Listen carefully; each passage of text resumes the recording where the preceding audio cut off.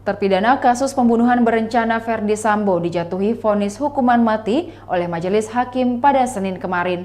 Sambo menambah satu lagi daftar jenderal yang dijatuhi hukuman mati di Indonesia. Lantas, kapan eksekusi Sambo bisa dilaksanakan? Mungkin ini menjadi pertanyaan bagi publik di Indonesia sekarang. Juga bagaimana tahapan eksekusi mati itu dilakukan. Seorang mantan algojo eksekutor narapidana dengan vonis mati menceritakan pengalamannya mengeksekusi para terpidana mati. Tak banyak yang tahu tentang urutan eksekusi mati yang harus dilalui para terpidana.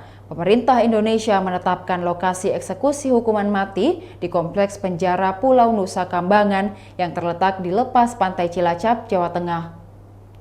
Hukuman mati di Indonesia sudah dijatuhkan pada beberapa terpidana kasus narkoba, bahkan sudah ada yang pada tahap eksekusi. Penjara Pulau Nusa Kambangan dapat menampung lebih dari 1.500 narapidana, termasuk mereka yang ditahan karena perdagangan narkoba dan terorisme. Penjara Pulau Nusa Kambangan yang memiliki keamanan tingkat tinggi yang dikenal oleh penduduk setempat sebagai Pulau Hantu. Tempat eksekusi hukuman mati bisa dilakukan di beberapa wilayah sepi yang ada di Pulau Nusa Kambangan. Akan tetapi, tempat yang paling terkenal adalah situs Nirbaya dan Limus Buntu. Ada beberapa urutan untuk proses eksekusi para terpidana hukuman mati. Para terpidana hukuman mati biasanya ditempatkan di ruang isolasi terlebih dahulu. Sebelum memasuki sel isolasi, mereka akan diberitahu kapan mereka akan dieksekusi dan diminta untuk menentukan 3 permintaan terakhir.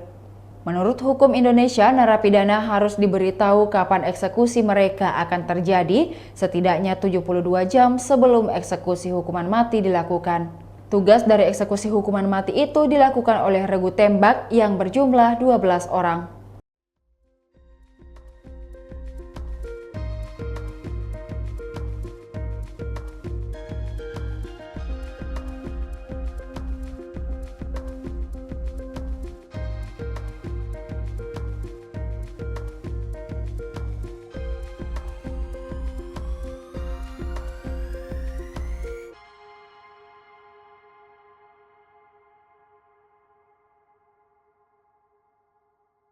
Demikian Tribun Hot News kali ini, saksikan berita lainnya hanya di kanal YouTube dan Facebook Tribun Timur.